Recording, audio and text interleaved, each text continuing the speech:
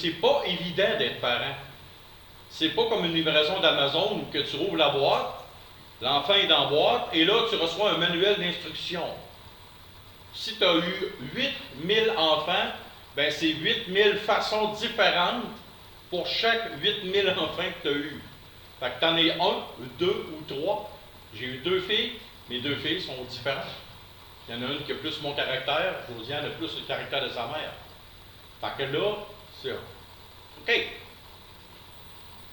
Voici le problème dans nos familles. Valentina, peux-tu te demander de dire une phrase en espagnol? N'importe quelle. N'importe quelle. Comment? OK. Brice, peux-tu me dire une langue dans une phrase ou bien n'importe qui? Baba, as-tu, à part le français, as-tu une autre langue? Comment? Dis-moi n'importe quelle phrase dans ta langue. OK. Et si je vous parlerais à Chicoutimiens, j'ai crocheté mon Robert dans le cutter. Ah, Robin, il sait c'est quoi? En bon français, c'est j'ai accroché mon pneu dans la chaîne de trottoir. Oh! Qu'est-ce qui fait que ça ne marche pas dans nos familles? C'est que malgré que nous sommes dans la même famille, nous n'arrivons pas à parler le même type de langage. Et on ne parle pas de la langue, de la parole, mais on parle des langages de l'amour. Et c'est ça qui fait qu'il y a une mauvaise communication. Au cours de notre vie, comme parents, on va faire des bonnes choses et on va avoir aussi des maladresses. Et la plus grande maladresse qu'un parent peut pas faire dans toute sa vie, c'est de ne pas communiquer comme il faut son amour. De ne pas communiquer notre amour à nos enfants, c'est la plus grande maladresse qu'un parent ne peut pas faire sur terre. C'est pas d'avoir assez de temps de qualité avec lui. Oui, c'est important de donner des cadeaux, il en donne pas assez, il en donne trop. C'est pas ça. C'est le manque d'outils pour communiquer notre amour à notre enfant.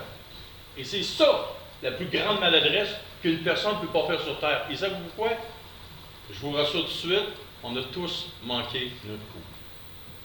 À différents niveaux. Mais là, je vous donne des outils ce matin pour bâtir quelque chose d'incroyable. Et ça, cette chose-là, ce matin, que vous allez avoir, va servir pour votre femme, va servir pour votre mari, va servir pour vos enfants, va servir même pour vos petits-enfants. Parce que des fois, tu as un vieux monsieur qui est là. Comment ça marche, ça? On dirait qu'il a oublié comment ça marchait un petit bébé. Et là, il prend le petit bébé, et il est là. Ouais. Il y a comme une distance qui se crée. Nos enfants ont besoin pour devenir plus tard des gens équilibrés, heureux, fonctionnels en société et généreux et aimants. Ont besoin de quelque chose. C'est que leur réservoir d'amour soit rempli. Et s'il vous plaît, ne passez pas à côté de ce que je dis ce matin. Ne passez pas à côté de ce que je dis. Même si vous n'avez pas d'enfants, un jour, peut-être vous allez en avoir. Ou vous avez des gens autour de vous. Et il y a quelque chose d'important.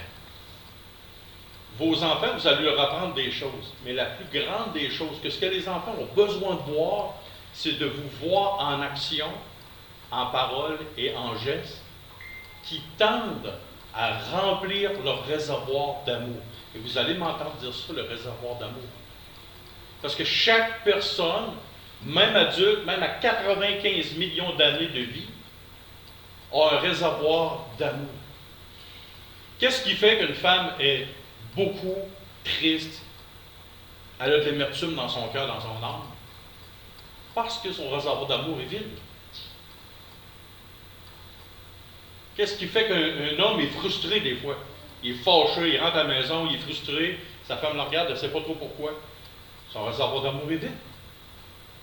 Et si vous pensez que ce n'est pas dans la Bible, oh, détrompez-vous. Détrompez-vous. Qu'est-ce que le Seigneur Jésus a fait avec les petits-enfants? Il les a touchés, il les a pris dans ses bras. Un des langages de l'amour qui a rempli le réservoir d'amour, c'est quoi? Le toucher. Et on va le voir tantôt. Vous allez bâtir quelque chose, vous êtes en train de bâtir quelque chose d'incroyable dans la vie de vos enfants, soit négatif, soit positif. Et ce matin, avec les outils que vous allez avoir, vous allez repartir avec ça.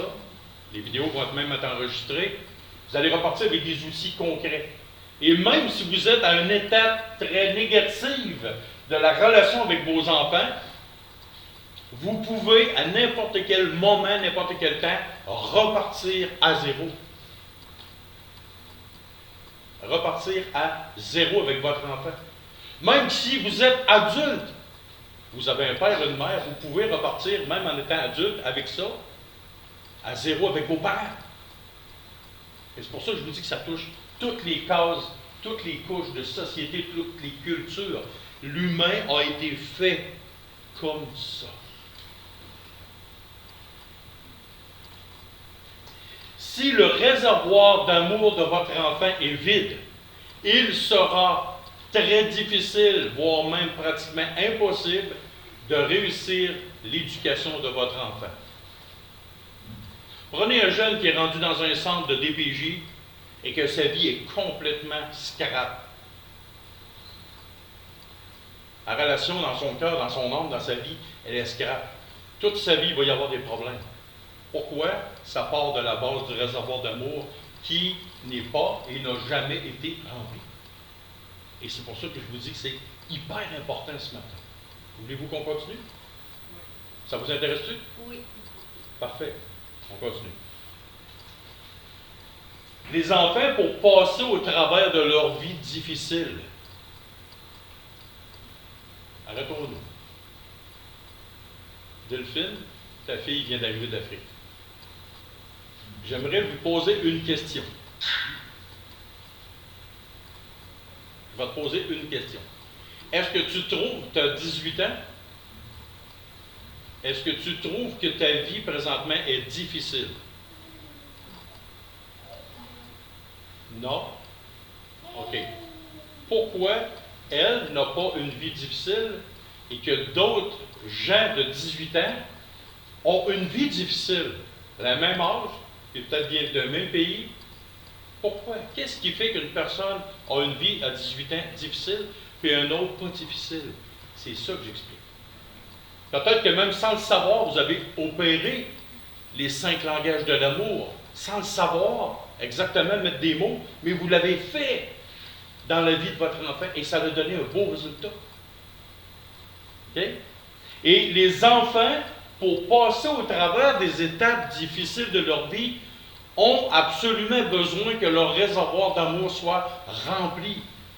Sans ça, c'est comme si vous mettiez des cailloux dans leur sac à dos, en plus de leur vie difficile.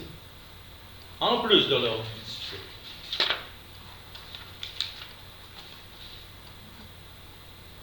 Donc, comme parents, on dit au Québec qu'il y a des expressions des gens qui agissent comme une poule pas de tête.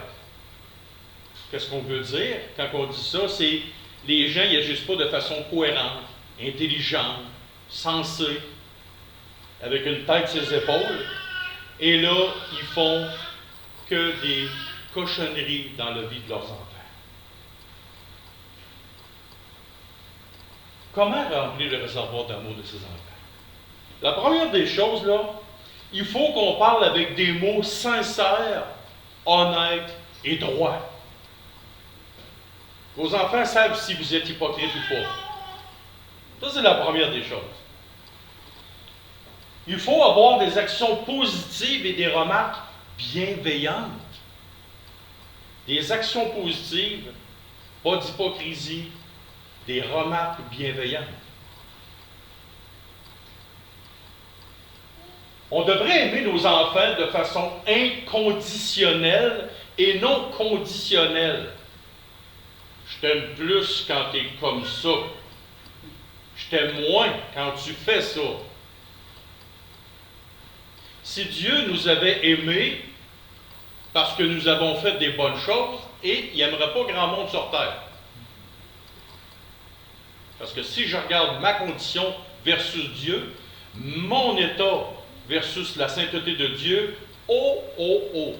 Mais Dieu dit, car Dieu a tant aimé le monde, c'est un amour inconditionnel. Avant que moi j'ai fait quelque chose, Avant que moi, comme enfant de Dieu, avant même que je devienne enfant de Dieu, Dieu m'a aimé d'une façon inconditionnelle, sans condition.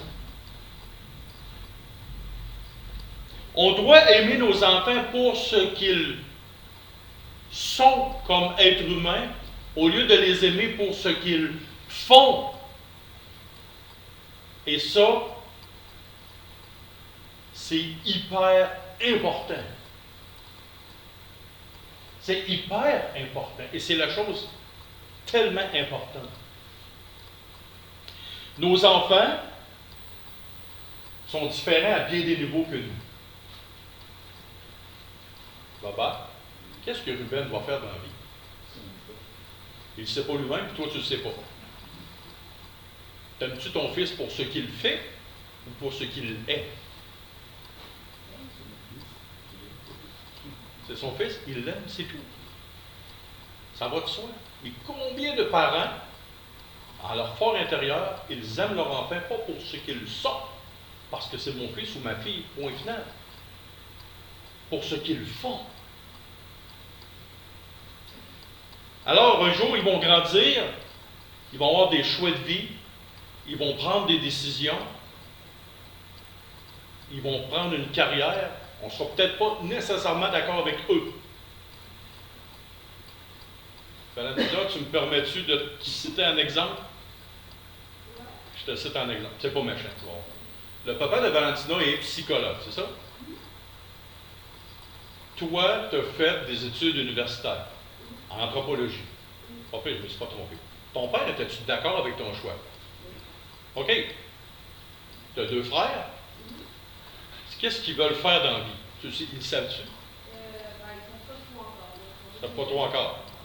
Est-ce que ton père commence à s'impatienter? Non. OK, c'est bon. Une très bonne affaire. Son père est psychologue. Il y a une très bonne base pour ça.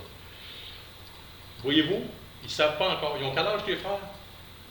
18, il y en a qui avaient 2. OK. 18, 22. OK. Son père, il est patient. Il est bon, il est patient. Moi, je t'assure que je serais moins patient.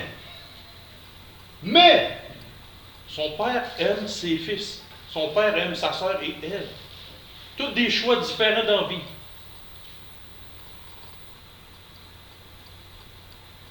Il faut respecter aussi le choix de nos enfants, ce qu'ils vont faire dans la vie. Où c'est qu'ils s'en vont, comment est-ce qu'ils s'en vont, comment est-ce qu'ils voient les choses. Mais il faut faire attention. Laisser une liberté à nos enfants ne veut pas dire leur laisser la pleine liberté de faire tout ce qu'ils veulent, comme ils veulent, quand ils veulent. C'est pas une question de dire, ah, ben mon fils, tu veux te coucher à 3 heures du matin quand tu as 12 ans? Fais-le. Pas grave. C'est pas ça. Comme parents, nous devons leur laisser une certaine part de liberté, les aimer pour ce qu'ils sont.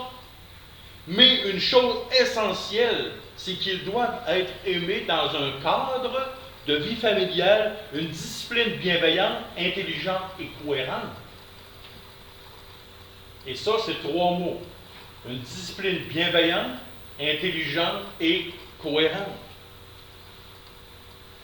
Combien de parents sont incohérents?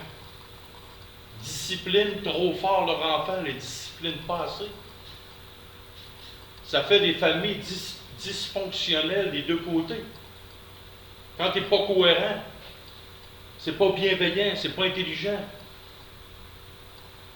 Exemple, si on a d'affaires à corriger nos enfants de façon physique, que je n'ai pas dit varger, frapper à outrance, corriger de façon physique. Quand je corrige une faute d'orthographe, est-ce que je frappe à grands coups de poing sur ma feuille? Non, mais je corrige une faute d'orthographe. Voyez-vous? Bienveillant. Si on sermonne un enfant, est-ce qu'on est cohérent dans ce qu'on dit? Si, exemple, on envoie un enfant dans un coin, est-ce qu'on l'envoie pendant 5 heures assis sur ses fesses dans un coin? Est-ce qu'on est cohérent? Est-ce qu'on est bienveillant? Non, ça devient de la dictature. Donc, bienveillance, intelligence et cohérence. D'être équilibrés nous-mêmes pour que nos enfants deviennent équilibrés. Ici aussi, il faut donner aussi des principes de vie équilibrés, bien les enseigner et surtout les appliquer dans nos propres vies. Il faut absolument prêcher par l'exemple. Si nous ne prêchons pas nous-mêmes par l'exemple, ne demandons pas à nos enfants de faire ce que nous ne faisons pas. On demande à nos enfants, mens pas, c'est pas correct. Mais de temps en temps, nous autres, on en passe des petites vites. On ment. On ment. Ça ne marche pas. Donc, il faut qu'en premier, nous, on soit des modèles, des exemples. Et ensuite, on peut, par nos gestes, nos actions, bienveillance, intelligence et cohérence, dire des bonnes choses, éduquer nos enfants.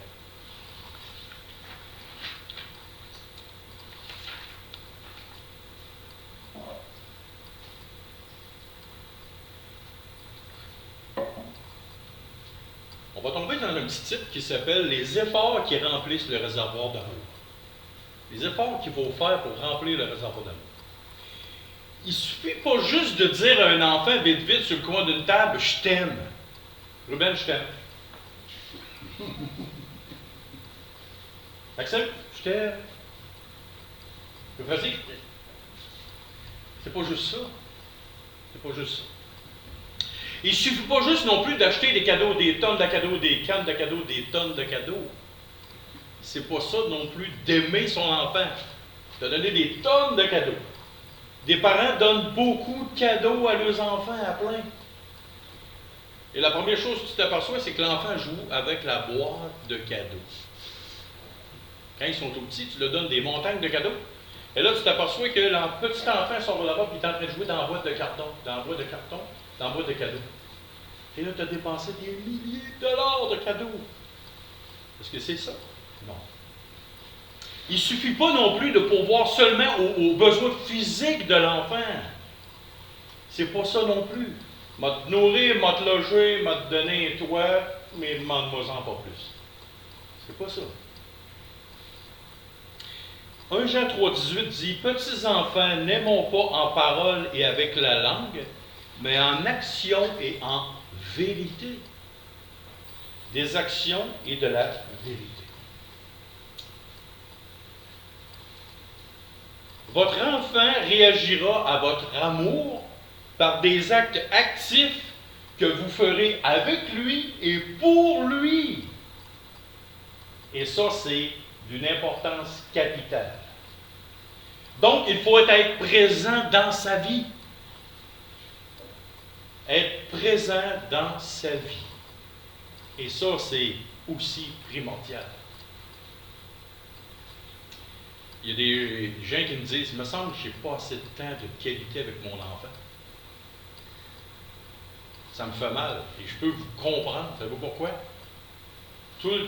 Presque tout le temps de l'éducation de mes enfants, j'ai travaillé le soir, je travaillais du lundi au vendredi, de soir-nuit. Puis ma femme était monoparentale et je voyais juste mes enfants à la fin de semaine. Et si vous saviez comment je m'en ai su voulu, combien de fois j'ai dit, hey, je ne suis pas là, je ne suis pas présent. J'étais juste là avec mes enfants à la fin de semaine. Et un jour, mes enfants m'ont dit, ma plus vieille me l'a dit 3-4 fois, même plus que 3-4 fois parce que je m'en voulais. Et là, elle me dit, papa, tu as été un très bon papa. Et en passant, le travail qu'on fait présentement, on s'en rend pas compte, mais c'est plus tard quand tes filles sont plus vieilles, tes enfants sont plus vieux, te disent, papa, maman, tu étais une bonne mère ou tu étais un bon papa. Oh, ça réchauffe le cœur. On va en parler. Maintenant, les choses concrètes pour remplir le réservoir d'amour de vos enfants. On va parler du toucher physique. Le toucher physique. Prendre régulièrement nos enfants dans ses bras. Est-ce que c'est vrai qu'à quel âge qu'il faut arrêter de prendre ses enfants dans ses bras? Quentin, ta mère, t'as-tu pris dans tes bras la dernière fois que tu as vu? Oui. Ah ben, des choses qui ne se font pas. Ben franchement, je peux vous dire une affaire. Dans 2-3 ans, je vais être grand-papa, puis je vais en avoir 2, j'ai 2 bras, là, je vais en avoir 2 collés. Le petit bout, puis le grand bout. OK?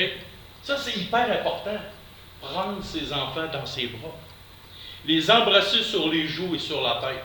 Ben, ça dépend. S'il est rendu à 6 pieds, ça va te prendre une échelle, là. Tu sais, imagine, Mathurin, c'est mon fils.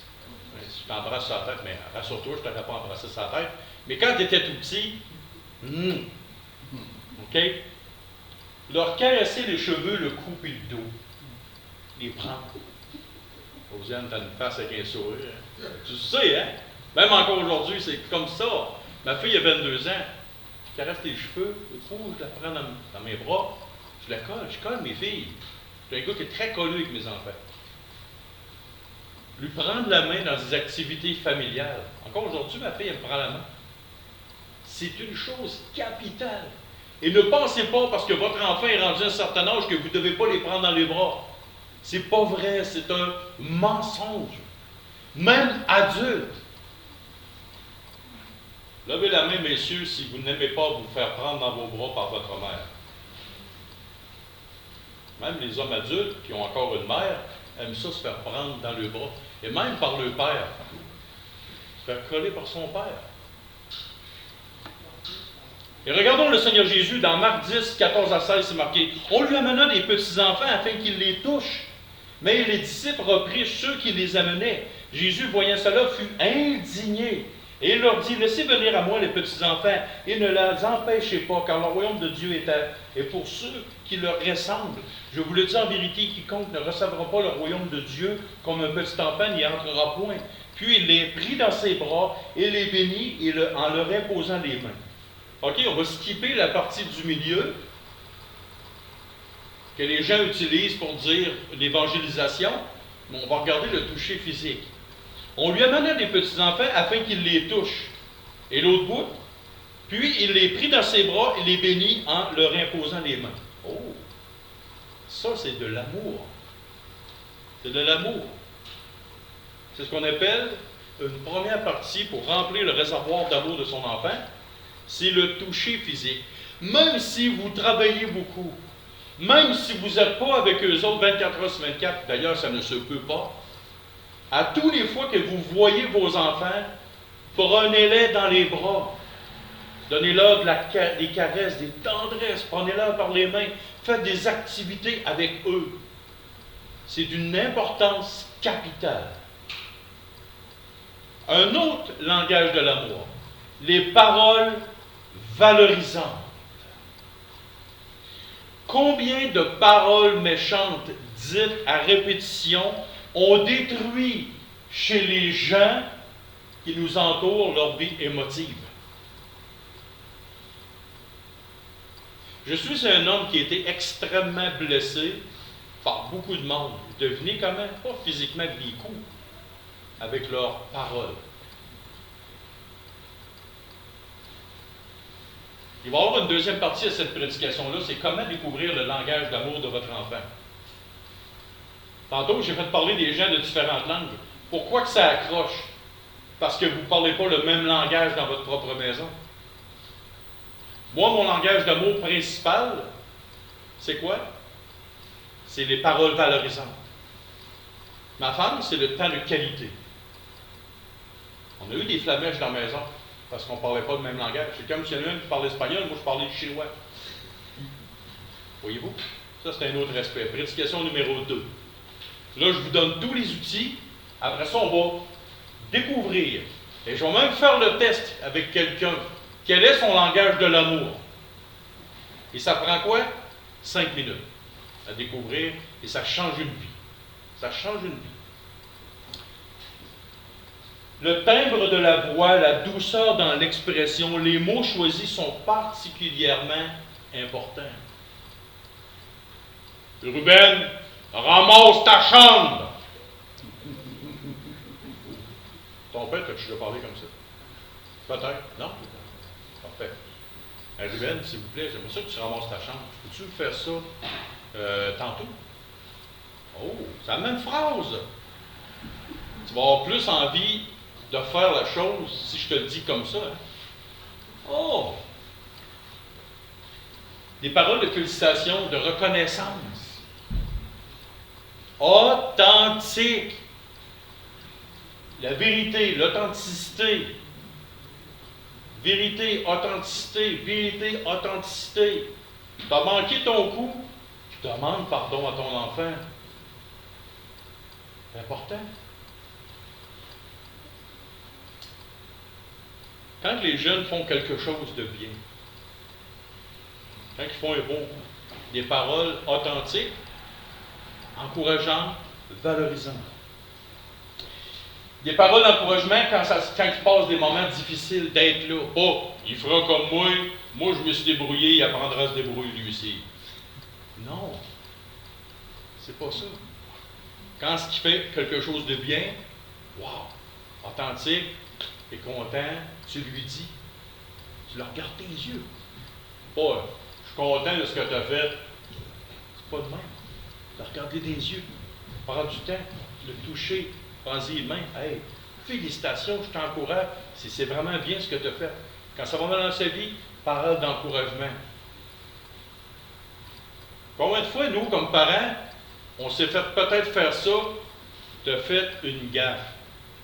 Hein? Je te l'avais dit, hein? Si tu m'avais écouté aussi, ça ne t'aurait pas arrivé. Même nous autres aussi, on a tendance à dire ça. Jamais à ne faire avec un enfant. Pourquoi? Il y a quelque chose qui se brise dans son cœur, dans son âme. Tu n'es pas là pour détruire, tu es là pour construire. C'est ça, comme ton rôle à toi, tu n'es pas là pour détruire, tu es là pour construire. Ce que je vous dis ce matin, c'est pour construire. Les bons matériaux pour construire quelque chose de bien.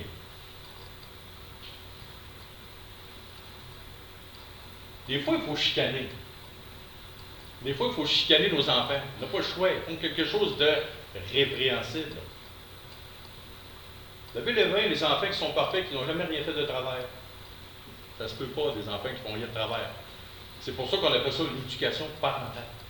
Mais quand l'enfant fait de quoi de travers, comment on devrait agir et qui ne détruit rien dans sa vie?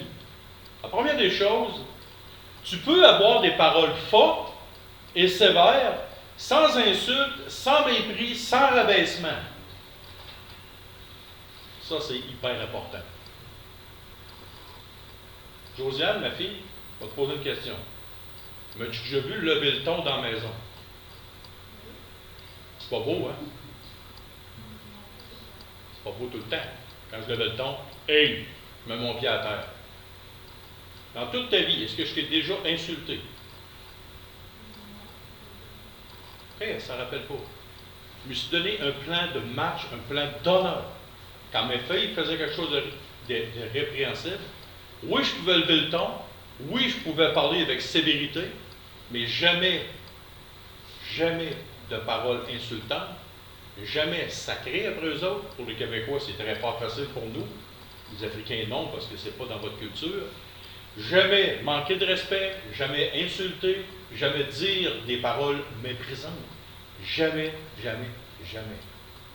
On peut corriger, on peut parler fort, mais on ne devrait jamais insulter ou rabaisser nos enfants. Jamais. En aucun cas.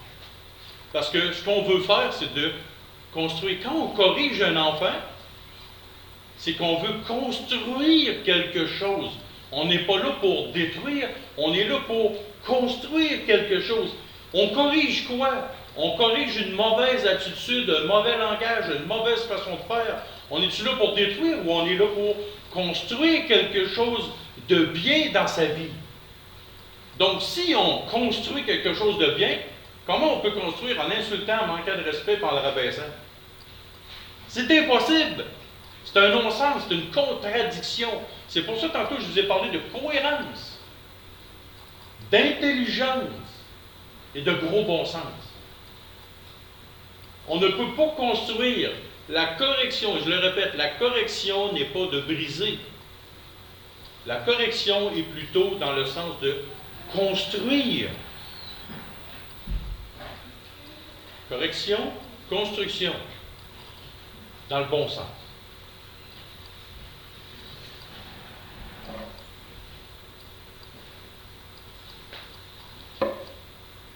ce que nous disons, ce que nous faisons, il y a une équation très, très, très importante. Ce que nous disons, ce que nous faisons, reste gravé dans la mémoire de nos enfants. Robin, ton beau-père t'a déjà corrigé? C'est-tu corrigé? C'est-tu gravé dans ta mémoire? Oui. C'était-tu constructif ou c'était vraiment destructif? Les deux. Oui, hein? Voyez-vous? Des fois oui, des fois non. Parce que je connais son beau-père. On va passer maintenant au moment de qualité. Messieurs, dames, en levant la main, et là, on va le faire pour le vrai. Qui trouve, honnêtement, qu'il ne passe pas assez de temps de qualité avec ses enfants? Ceux qui trouvent qu'ils ne passent pas assez de temps de qualité avec ses enfants, levez la main. Moi, je vais lever la main. Même m'en enlever deux. Nous travaillons, nous avons des projets personnels, nous avons notre femme ou notre mari qui nous demande des choses, notre patron nous demande des choses, notre assemblée nous demande des choses, et là, au final, on dirait qu'on a juste des restants, des miettes pour nos enfants. Si vous avez ce sentiment-là, c'est normal. C'est normal. On aimerait ça être présent, beaucoup plus présent avec nos enfants. Et j'ai eu ce sentiment-là pendant des années. Et là, je disais, Seigneur, je dis, c'est-tu normal? Est-ce que je donne assez de temps de qualité à mes enfants? Il me semble que je pourrais en faire plus, mais non, je ne pouvais pas, parce que j'ai les contraintes du travail, les ci, les ça, pour toutes sortes de raisons. Toutes sortes de raisons. Et là, retenez bien comme il faut la phrase que je vous dis. L'important n'est pas l'activité accomplie avec l'enfant, mais c'est la qualité que vous prenez avec votre enfant qui est important dans l'activité. Ce n'est pas la quantité qui est importante, c'est la qualité que vous mettez dans l'activité avec votre enfant qui est important. Là, il y a du monde qui me dit, c'est peut-être pas beaucoup de temps, comme moi je me disais. Combien de temps passons-nous à regarder la télévision, à lire les journaux, à aller sur TikTok ou bien sur toutes sortes de cochonneries sur Internet?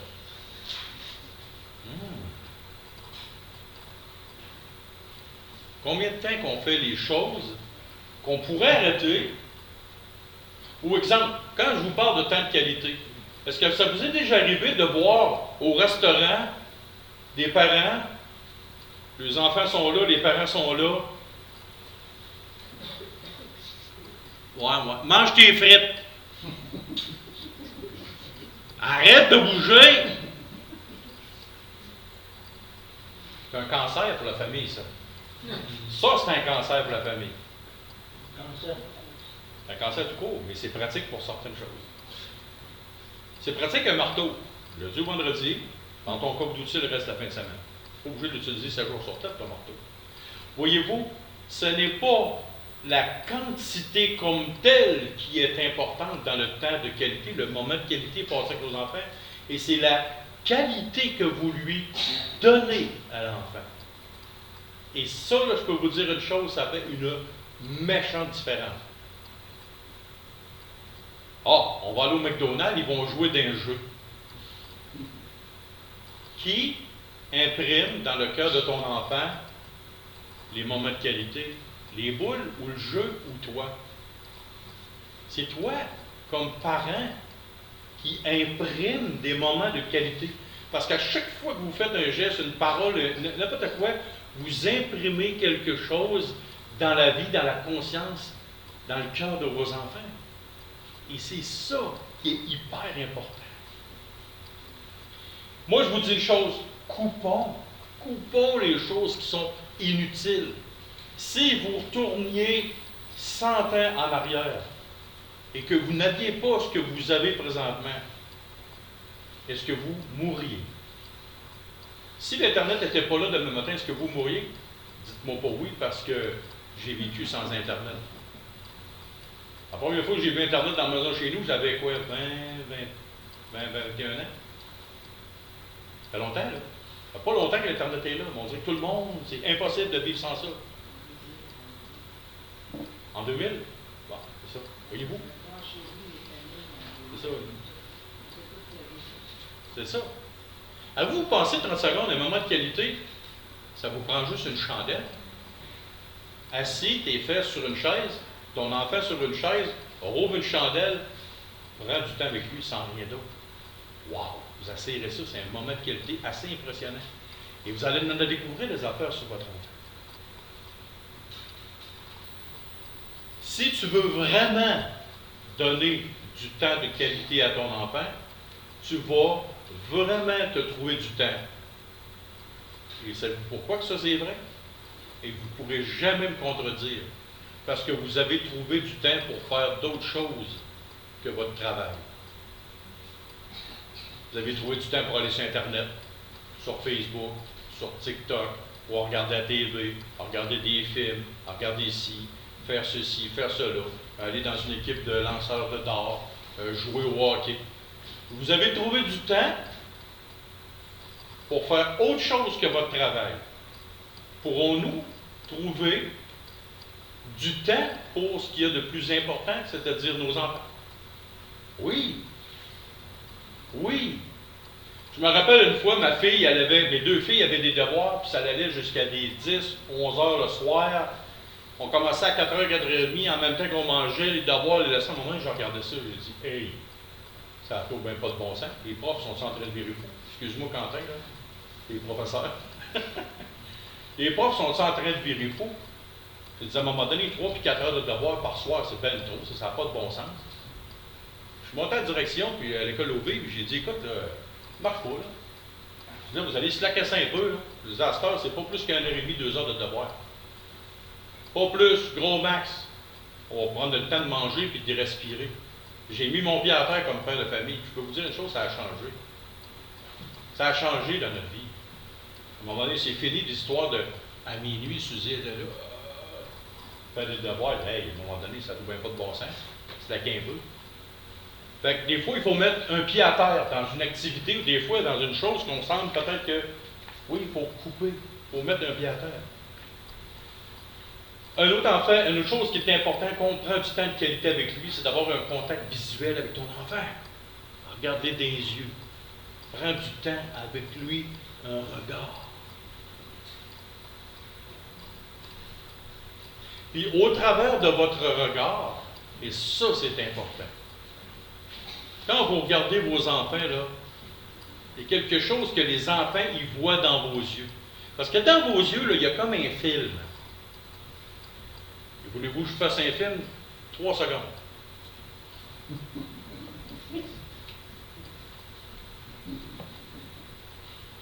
Qu'est-ce que tu as perçu? 2 sentiments. Ouais. 2 sentiments partagés, 3-4 secondes. Voyez-vous, dans tes yeux, tes enfants ils voient un film. Le film qu'il faut qu'ils voient dans tes yeux, c'est quoi? Tu sais, des fois, ta femme, elle te regarde et elle ne parle pas, là. Puis il y a un grand film qui se produit dans tes yeux aussi.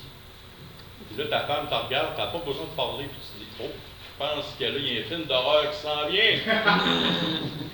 Et là, elle est à l'autre bout de la maison, puis elle te regarde dans les yeux, puis là, tu vois, là, il y a un film d'horreur qui s'en vient pour moi. Je vais en manger toute une. Oh! Puis là, tu n'as pas hâte que les enfants se couchent parce que tu sais que ton tour s'en vient. Et c'est bizarre, hein? Toutes les madames, c'est toute la même chose. Mais vos enfants, c'est la même chose. Quand ils vous regardent des yeux, là, ils voient un film. Et les enfants, il faut qu'ils voient la tendresse, l'affection, la sincérité, la douceur, l'amitié, la joie. Et ça, c'est pas toujours évident. C'est quoi le film que vous projetez au travers de vos yeux quand vos enfants vous regardent des yeux? Et ça, c'est quand on parle du temps de qualité avec l'enfant, c'est exactement ça qu'il faut qu'ils voient. Les enfants voient un film qui est dans vos yeux. Un film dans vos yeux, c'est toujours un film qui se projette. Comme sur une grande écran ici. Les cadeaux maintenant. Oh, les cadeaux.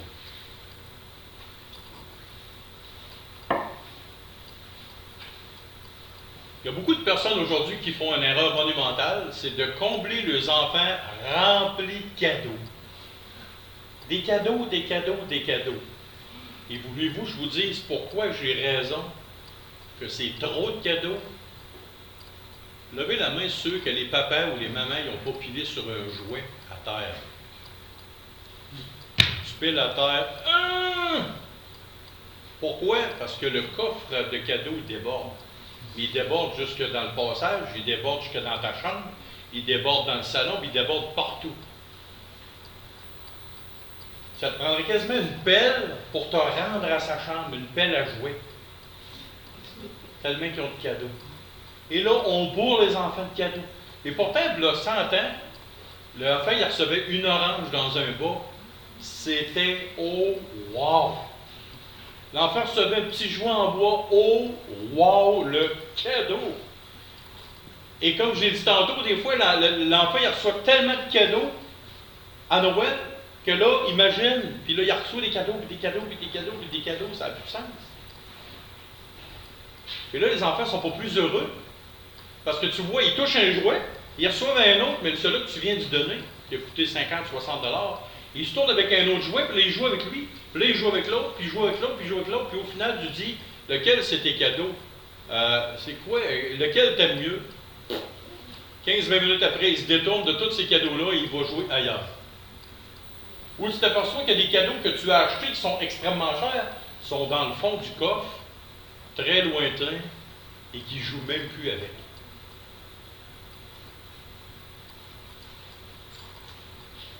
C'est important de donner des cadeaux.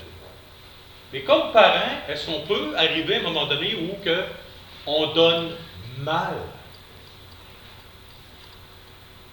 Et là, les cadeaux, c'est une partie importante. Vous allez voir pourquoi. On peut donner mal, mais en ayant une très bonne intention. Hey, on les aime beaucoup, nos enfants, puis on leur donne un cadeau. Puis là, on pense que ça va remplacer quelque chose. Ça va leur faire plaisir de donner des cadeaux. Savez-vous quoi? J'ai été un gars qui a eu, par sa mère, des cadeaux, vous n'avez même pas idée. Aujourd'hui, à 47 ans, je vais vous dire une chose, j'aurais aimé ça d'avoir beaucoup moins de cadeaux. Mais plus d'autres choses. Et je vous parle vraiment par expérience. C'est quoi? Quand on donne un cadeau, c'est quoi? Les cadeaux doivent être accompagnés de quelque chose. Ils doivent être accompagnés avec l'expression de l'attachement. Et ça, là, n'oubliez pas ça. Les cadeaux doivent être donnés avec l'attachement, l'expression de l'attachement. Je te donne un cadeau comme ça. Un jour, il y a quelqu'un qui est allé dans son pays et qui m'a ramené une Bible en fond.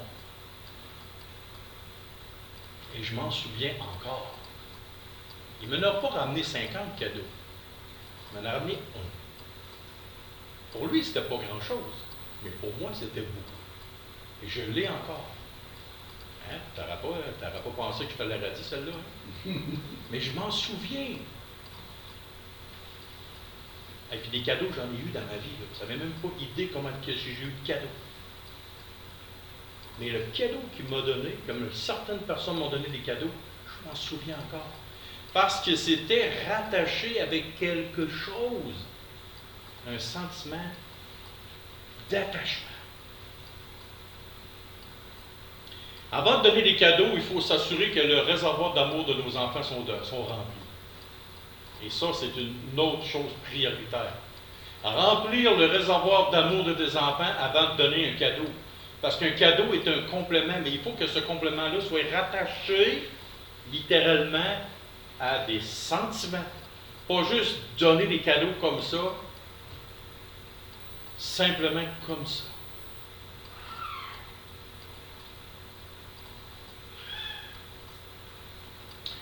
Une autre erreur aussi, il ne faut pas donner un cadeau parce qu'un enfant a eu des bons résultats scolaires ou qu'il a fait une bonne action. Pourquoi? Savez-vous pourquoi? Vous allez apprendre à vos enfants à devenir des manipulateurs et à faire du marchandage. Je te donne un cadeau parce que tu as fait ça. Je te donne un cadeau parce que tu as eu un bon résultat scolaire. Je te donne un cadeau parce que. Je t'en donne pas parce que tu n'as pas fait ça. Ta soeur ou ton frère va en avoir, mais pas toi, parce que toi, tu n'as pas obéi.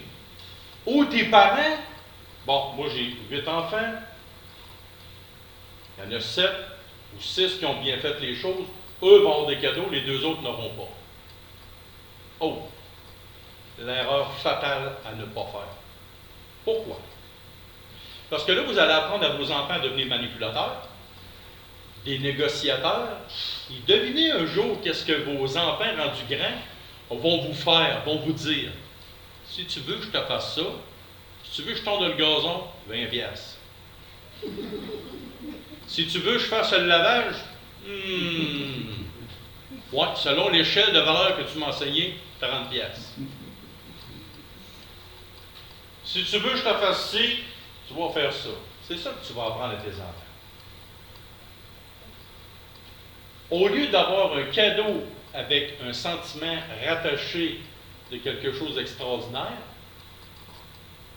tu apprends un mauvais comportement à tes enfants. Un mauvais comportement à tes enfants. C'est pas un chien. J'ai un berger allemand chez nous que je suis en train d'éduquer, de dresser. Le chien ne comprend pas. Je te donne un cadeau parce que je t'aime, Sam. Le chien ne comprend pas ça. C'est des comportements. Tu ne veux pas qu'il vienne manger à la table chez vous et qu'il n'arrête pas de t'agresser. Ce que tu fais, tu ne le feras pas. Tu prends sa tête et tu l'entoures. Le chien est dans sa bulle, il n'aimera pas ça. Il va aller à sa place et là, il va s'asseoir et il va te regarder. Oh, il a fait une bonne action, il va avoir quelque chose. OK? Mon chien ne vient plus à la table chez nous, il va sur son lit et il nous regarde. On a éduqué, donnant, donnant. Avec un enfant, quand je donne un cadeau, c'est pas ça. C'est pas je te donne, tu vas me donner. Si tu fais ceci, je vais faire cela. C'est pas de même. C'est pas un animal qu'on dresse, qu'on éduque. Ce qu'on veut, et ça, il faut rattacher ça, rattacher un sentiment à un don d'un cadeau.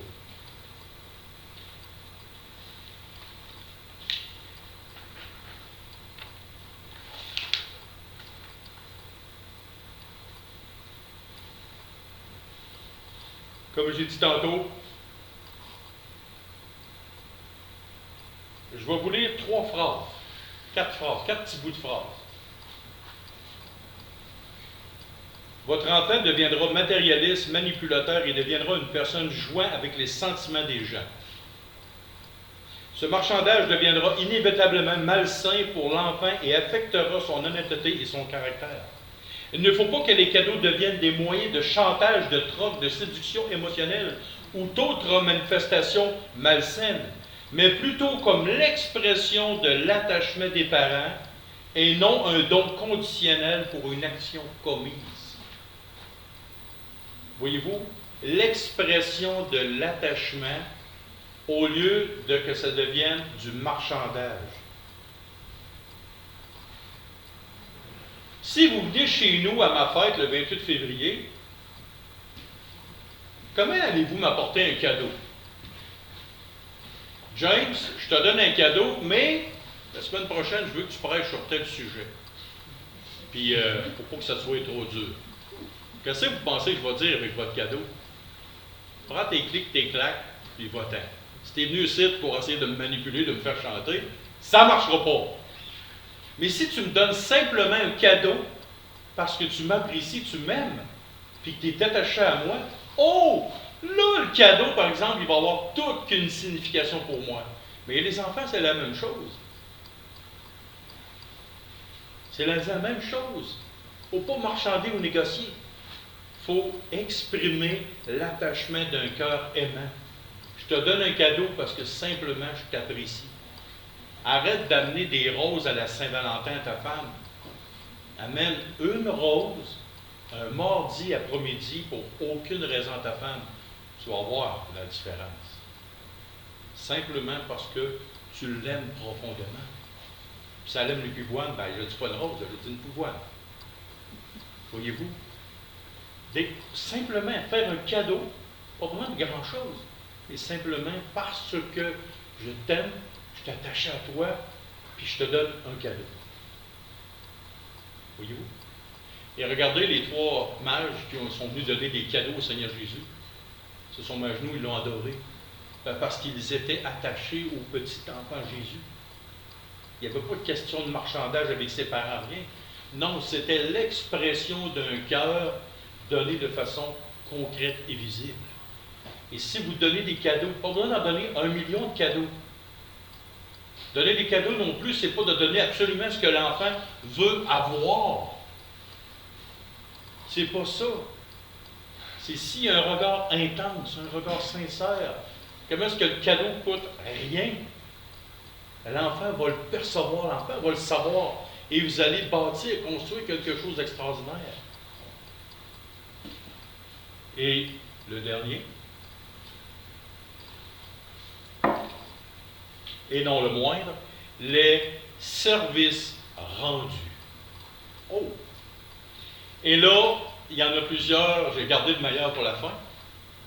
Il y en a plusieurs qui vont peut-être se sentir coupables. Mais rassurez-vous, on est ici ce matin pas pour être coupable, mais on est ici pour construire, pour changer, pour renouveler quelque chose d'extraordinaire, pour mettre quelque chose de beau dans la vie de tout le monde.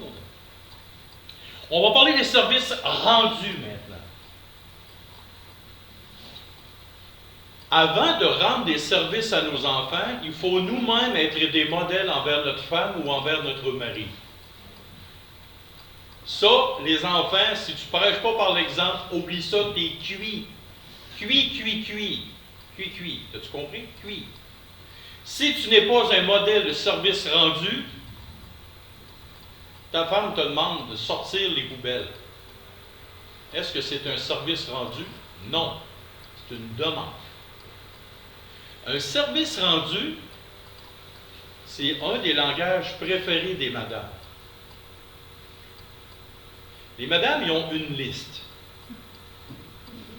Cette liste-là ne se terminera jamais. Cette liste-là est toujours en train de s'agrandir. Et cette liste-là, tu ne verras jamais le bout. Donc, fais-toi l'idée, mon petit. OK? Il y aura toujours quelque chose de rajouté. Et plus les madames vieillissent, plus la liste s'allonge. Donc, fais-toi à l'idée que quand tu as une madame, tu n'auras jamais fini de faire cette liste-là qu'elle a. Quand tu penses que tu as fini, elle avait d'autres tours dans son sac. Donc, ça prend un outil pour réaliser tout ce qu'elle veut. Ça s'appelle l'outil des services rendus. Mais non, on n'est pas pour les madames, on est pour les enfants. Mais c'est la même chose. Écoute bien, messieurs, et tu vas voir que ça marche aussi pour ta femme. Mais avec tes enfants, tu es en train de construire quelque chose. Donc, pour que tes enfants te voient, ils te regardent aller et que ça devienne un automatisme dans leur cœur d'avoir un cœur pour faire des services rendus, il faut qu'ils te voient autant femme que homme. Les deux dans le couple, il faut que vous soyez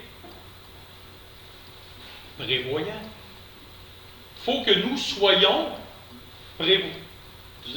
prévoyants pour faire des services rendus dans la vie de notre femme, dans la vie de nos enfants, comme dans la vie de notre mère. Les enfants voient par l'exemple. Les enfants, quand ils nous regardent, ils ont besoin de modèles, autant que dans la société.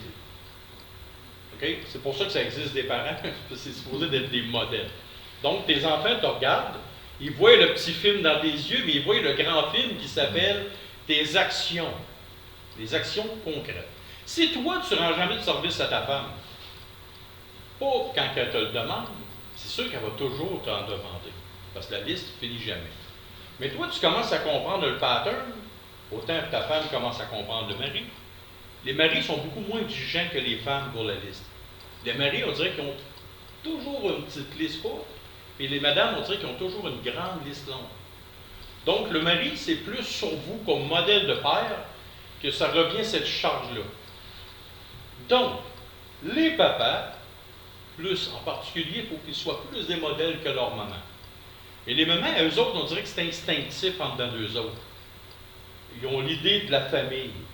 Tu n'as pas besoin de leur dire « prépare le souper, fais la vaisselle, passe la balieuse, époussette tes. » On dirait qu'un gars, il faut qu'il rappelle souvent. Parce que ce n'est pas inné en dedans de nous, les hommes. C'est loin d'être inné. En plus de ça, il y a quelque chose sur la terre qui nous écœure, c'est ça. Les affaires ménagées dans la maison. Ou les affaires à l'extérieur. Mais demande-nous de construire quelque chose de beau, de gros. Ah non, on va le faire. Pas pour les gars manuels. Ou d'aller à l'ordinateur, faire des logiciels informatiques. Ah, ça, nous, on est là. Et donc, voyez-vous, il y a des choses que nous, les hommes, il faut qu'on mette plus la roue, l'épaule à la roue, il faut bûcher de plus en plus. Tandis que la femme, chez elle, c'est plus inné, les services rendus. Ah, les enfants, ah, le mari, qu'est-ce que mon mari a besoin? Qu'est-ce que si? Ah, y a-tu besoin? Va-tu manquer? Va-tu ci, ça? Le cerveau d'une femme roule à 200 km/h, même quand elle dort. Je ne sais pas pourquoi, c'est comme ça. C'est vrai, Linda? Oui, hein? Voyez-vous, une femme ne dort jamais, même si elle dort. C'est bien spécial, mais c'est ça. Donc, nous, les hommes, il faut faire beaucoup plus d'efforts sur ce côté-là que les femmes. Il y a des hommes que le service rendu, c'est plus facile pour eux. Mais là, ce que je suis en train de dire, c'est qu'entre nous, entre parents, il faut avoir un cœur de serviteur. Il faut que nos enfants nous voient faire. La neige dehors, tu sors, tu pèles. Ta femme, elle aime ça que le char soit chaud. On va starter l'auto. Et combien de fois je me suis fait chicaner, hein, Josiane? Parce que j'ai pas chauffé l'auto quand il faisait froid dehors. Ma femme rentrait dans l'auto. Bon, t'as pas fait chauffer le char, t'as pas fait chauffer l'auto. Oh, avec le temps, j'ai appris. Les services rendus. Ah, t'ajoutes un démarrage à distance. Mais là, t'as un démarrage à distance, puis là, vu que t'es un gars, tu l'oublies de partir. Fait qu'au final, nous, les hommes, ça nous prend plus encore. Plus, on dirait que je ne sais pas pourquoi, là, mais ouf, c'est tellement demandant pour nous, les hommes. Donc, en parents, nous, il faut être au devant. Pas attendre que quelqu'un nous le demande. Au pire, on peut se faire une liste chez nous de choses qui sont régulières. Sors la vaisselle, sors la vaisselle, lave la vaisselle, remplis la vaisselle, sors les vidanges, des services rendus. Donc, si nous, on est des modèles, les enfants vont nous regarder aller. Et là, ils vont regarder le film de notre vie. Le film de notre vie. Première des choses. Les services qu'on rend à nos enfants, premièrement, ne doivent pas être des outils de manipulation. Hey, je t'ai fait appiger. Ça, là, cette erreur-là, je l'ai faite. Ça, cette erreur-là, je l'ai faite. Josiane est là pour témoigner. Regardez-les à la face. Là. Regardez-les à la face. Josiane, on va prendre Josiane. J'ai fait ça l'autre fois, pourquoi? Pourquoi toi, tu ne fais pas ça pour moi? Il me semble qu'à l'âge je t'ai rendu, la gaffe à ne pas faire. La gaffe, et je l'ai faite cette gaffe-là. Je vous ai dit tantôt que je prêche par expérience, mais non dans la perfection. OK? Les outils, dans le code d'outils, combien de fois on a pris un couteau rond à beurre pour dévisser une vis quand on avait un tournevis puis qu'on l'a pas pris? Ça se peut-tu être un imbécile de même? Prendre un couteau à beurre trop large pour descendre en bas pour aller chercher le tournevis plate. Voyez-vous? C'est à peu près ça notre vie. On a les outils, mais on dirait qu'on ne s'en sert pas. On est authentique, on est vrai là, ce matin. Là. On ne joue pas, non, on se parle avec authenticité. Les erreurs que vous avez faites, ne cassez-vous pas la tête, je les ai faites aussi. Là. Mais c'est une erreur qu'on ne devrait pas faire. Il ne faut pas que nos services rendus envers nos enfants soient des objets, des outils de manipulation, un peu comme les cadeaux. Je t'ai fait ça, tu devrais me faire ça. Ou tu dis à ta femme, hey, t'as-tu vu tout ce que j'ai fait cette semaine? Pourquoi tu chiales encore? Passe pas ta tête. Elle l'a vu, mais elle n'est pas encore satisfaite de toi. Je vous l'ai dit, la liste ne se terminera jamais. Mais avec vos enfants, c'est différent. Vous construisez quelque chose. Vos enfants ne seront jamais parfaits comme vous êtes parfaits. Mais au moins, s'ils ont un cœur pour servir, s'ils deviennent avec un cœur de service, vous allez avoir réussi votre but. C'est de construire des gens, de mettre des outils dans la vie des gens avec un cœur de service. Donc, il ne faut pas qu'on se serve de services rendus pour nos enfants comme un objet de manipulation. Non plus, il ne faut pas que ce soit un système où ce que les parents deviennent esclaves de leurs enfants. Pourquoi? Parce que petit enfant roi deviendra enfant ado empereur et rendu à l'état adulte deviendra Dieu sur deux pattes.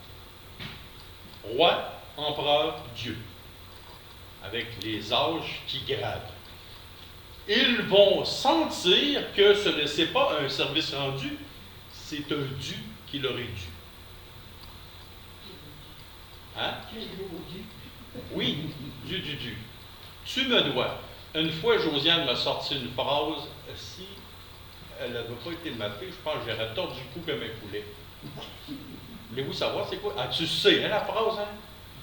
Elle me dit, moi, là, c'est ta responsabilité, papa, de faire ça, parce que moi, j'ai jamais demandé à venir au monde.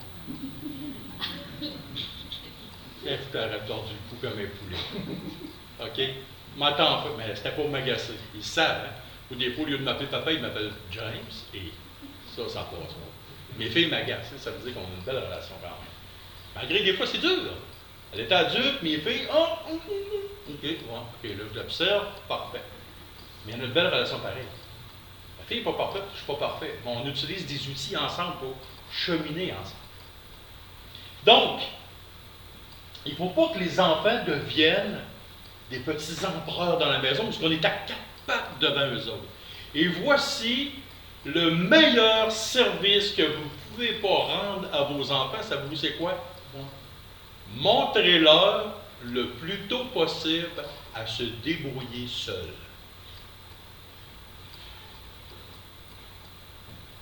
Avez-vous déjà entendu la phrase « Quentin, je te prends comme privilégié. » Je dis à Quentin, « Quentin, j'ai un gros problème chez nous.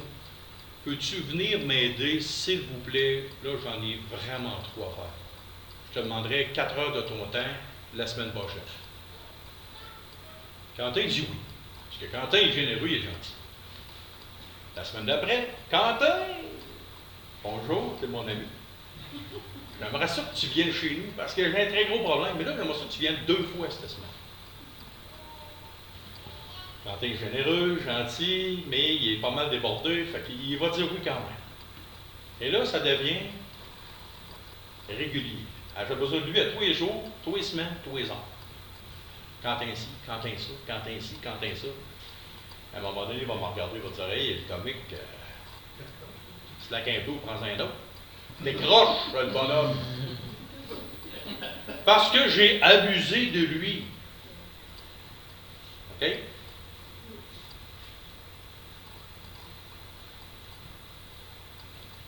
C'est pas un système d'esclavagisme. Montrez-leur. Il y a une expression au Québec qui dit « Si quelqu'un a faim, donne-y pas un poisson, monte-y à pêcher. » Et ça, je peux vous dire, ça s'applique pour le vrai dans la vie. Combien de parents ont dit à leur enfant « Ah, tasse-toi là, moi le faire. 1, ça va pas assez vite. 2, ce que tu fais, c'est mal fait.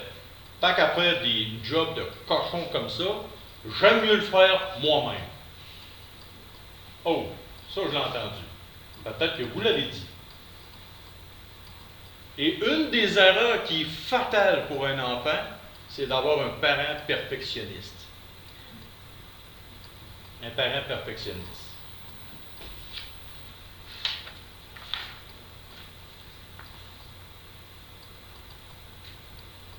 Pourquoi? Le parent perfectionniste, c'est jamais fait à son goût. C'est jamais fait comme il faut. C'est jamais fait dans le beau temps. Et lui aurait mieux fait que tout ce que tu peux avoir fait. Et ça, c'est mortel, fatidique et absolument terrible dans la vie d'un enfant. Vous voulez scraper un enfant, faites ça. Et vous allez voir qu'est-ce qui va se produire. Je vous l'ai dit tantôt, vous êtes en train de construire quelque chose dans la vie de vos enfants. Aujourd'hui, je regarde ma fille Jessica avec mon gendre. Au début, il disait, papa, on aimerait ça avoir un jardin chez nous. Pas de trouble. On va te construire un jardin, une boîte de jardin. Je fais une boîte de jardin, je mesure toutes les mesures. C'était pour le cadeau à ma fille. Parfait, je vais te faire une boîte de jardin. Moi, t'en faire une. Mais j'avais mon idée derrière la tête. Tu vas voir, elle va tellement belle que tu vas en vouloir d'autres. Mais regarde-moi bien aller. J'ai fait une belle boîte de jardin à Jessica, avec mon gendre. J'ai tout fait ça en bois brûlé. Je te l'ai montré tantôt, les deux, la boîte. Belle boîte, tout ça. Je t'allais aider à pelleter, bon, tout ça. Là, j'ai enseigné comment montrer à planter des graines, tout ça, les bonnes distances, l'arrosoir, tout ça est belle, parfait. Ah, on est-tu content? L'année d'après, je les attendais. Papa, on aimerait ça que... t'en veux une boîte de jardin? Parfait. C'est quoi la grosseur que tu vas avoir? Ah, pareil à l'autre. Parfait. Prends-toi un gallon mesuré. Tu sais comment ça marche, un gallon mesuré? Des pieds, des pouces, des millimètres, centimètres. Hein? Tu sais comment ça marche? Prends-toi des mesures, fais la même affaire, je vais t'assister. Fait que là, j'ai pris mon cellulaire. Eux autres qui étaient là-bas à Sherbrooke, je les assistais. Ouais, ça, OK, vas-y comme ça, c'est bon. Puis là, qu'est-ce que vous pensez, M. Smith, Jessica, puis Nicolas? Savez-vous combien de temps j'ai passé au cellulaire? 5h30 assis sur mes fesses, au bout du cellulaire. Attends un peu, je vais vous le charger, je suis en train de perdre la batterie. À les enseigner, à leur montrer. Savez-vous quoi? Ils ont fait une super de belle boîte, un rajout d'autres boîtes. Et là, savez-vous quoi, cette année? Ils sont allés eux-mêmes faire les calculs, ils ont eux-mêmes fait les plans, ils ont eux-mêmes acheté le bois, ils ont tout fait ça eux-mêmes, puis là, ils sont en train de la construire, de la brûler, ils vont tout faire les affaires, tout ça. Qu'est-ce qui aurait arrivé si j'aurais tout le temps fait tout pour eux? Je ne les aurais pas rendu service, je les aurais nuit de façon considérable. Ouais, c'est mal fait, tosse-toi. Moi, j'ai de l'expérience comme constructeur, je suis capable de faire ça. Hein, tu sais pas c'est quoi un trait carré? Tu sais pas c'est quoi un 2x10? Tu n'es pas capable de te voir si une planche est alignée droite, si elle est ronde. Patrick, quand je te parle de ça, ça dit tout de quoi? Hein? Parce qu'il y a l'expérience. Et si je dis, Mathurin, ton 2x10, là, il fait le rond. Ça veut dire quoi? Parce que personne ne te l'a montré. Donc, tu es handicapé parce que tu ne le sais pas. Patrick l'a appris parce qu'il sait. Il sait parce qu'il l'a appris. Il y a quelqu'un qui l'a montré. Donc, voyez-vous, un service rendu n'est pas un système d'esclavagisme où les parents vont tout faire. Mais vous êtes en train de construire quelque chose. Donc, aussitôt vous rendre service à quelqu'un, c'est de faire quelque chose pour lui qu'il n'est pas capable de faire après qu'il ait essayé. Et votre rôle à vous, c'est de l'instruire, votre enfant. Le plus tôt possible qu'il est capable de faire la vaisselle, amène une chaise sur le bord, donne-lui de laver ta vaisselle. Si vous pensez que vos enfants ne sont pas capables de faire les choses dans la maison, là, essayez d'être meilleurs qu'eux autres dans les jeux vidéo. S'ils sont meilleurs que vous dans les jeux vidéo, ils sont capables d'être aussi bons que vous pour faire la vaisselle et faire des choses dans la maison. Ils sont très capables. Pourquoi vous avez appris ça jeune, puis là, tout d'un coup, c'est comme si les enfants sont rendus absolument niaiseux et stupides. Ils ne sont plus capables de faire des choses normales. Vous êtes des pédagogues, vous devriez être des gens qui ont toujours l'esprit à construire quelque chose d'extraordinaire dans la vie de vos enfants. Apprenez-leur à être autonomes le plus tôt possible. Pourquoi, à 16 ans, on ne pourrait pas faire mon lit? 16 ans, tu n'es pas capable de faire ton lit, mais tu es capable de faire de l'algèbre. Voyons. Y a-t-il une cause à quelque part? Ça ne marche pas, là. Tu n'es pas capable de faire ton lit, mais tu es capable de faire de l'algèbre. Tu me dis que tu veux être un médecin, mais tu n'es pas capable de ramasser ta chambre. Le problème, c'est pas l'enfant. Le problème, c'est le parent. Il faut que nous, en tant que personnes qui veulent équiper, construire, il faut que les services rendus, ce soit quelque chose de très simple. Rendez un service quand ils sont eux-mêmes plus capables de faire la chose. Mais aussitôt que vous en venez à l'occasion, montrez-leur. Même si ça prend du temps, même si c'est plus long, même s'ils font des erreurs. Pourquoi? Comment tu deviens bon si tu ne fais jamais d'erreur? Tu ne peux pas devenir bon si tu ne fais pas d'erreur. Tu deviens plus vite en faisant les choses. Il y a une expression qui dit toujours, on est toujours bon à la fin de quelque chose. On fabrique, on fabrique, on fabrique, on fabrique, on fabrique, puis là on est bon. La boîte de bois qui est ici dehors pour la tire d'érable, là, je l'ai fabriquée. Mais ce n'est pas la première fois que je fabrique quelque chose. Ça m'a pris peut-être 35 minutes de fabriquer la boîte de bois. Pour moi, c'est quelque chose qui est simple. Les X, les mesures, les calculs, c'est facile. Mais pourquoi? Parce que je l'ai appris. Mais vous auriez dû voir la première fois que j'ai fait de l'assemblage. Oh, c'était pas beau pantoute. C'était tout croche, mon affaire. Ça n'avait pas de sens. Il y avait des notions que je ne savais pas. Il y a quelqu'un qui a pris du temps pour me le montrer. Et je l'ai appris au fur et à mesure. Et si on dit à l'enfant, tasse-toi, t'es pas bon, t'es pas assez vite, tu vas manquer ton coup, il faut que ça soit bien fait. Non. S'ils font un gâteau à la maison, on s'en fout, même s'il est croche puis que le crémage dessus, il n'est pas à bonne place. Même s'il y a une faute d'orthographe dans le nom de la personne, c'est pas grave. C'est juste comique. En terminant, je vous dis une chose, et vous allez rire. Ma mère, elle avait une maison aussi, puisque Julie reste. Et j'avais demandé à ma fille, Jessica était tout petite. Elle a peut-être 5-6 ans. J'ai dit à Jessica, viens avec moi, on va peinturer ensemble les marches à grand-maman. Les marches sont grises, le mur est mauve, rouge. Le mur est rouge. Et là, Jessica, je l'avouais, elle pogne son petit pinceau, 2 pouces de large, puis là, dans sa petite pot de peinture, puis elle peinturait. Elle peinturait. Elle peinturait. Ah, ça allait bien. Et là, j'ai dit, papa, il va revenir, je vais aller chercher un verre d'eau, en veux-tu ça, je vais t'en amener un. Pas de problème. Elle dit, oui, papa, je vais avoir un verre d'eau, papa. Le jour ensoleillé, je m'en vais dans la maison, tout ça. Et là, je reviens. Elle a eu une idée de génie sur le mur rouge de peinturer un bardeau gris. Oh!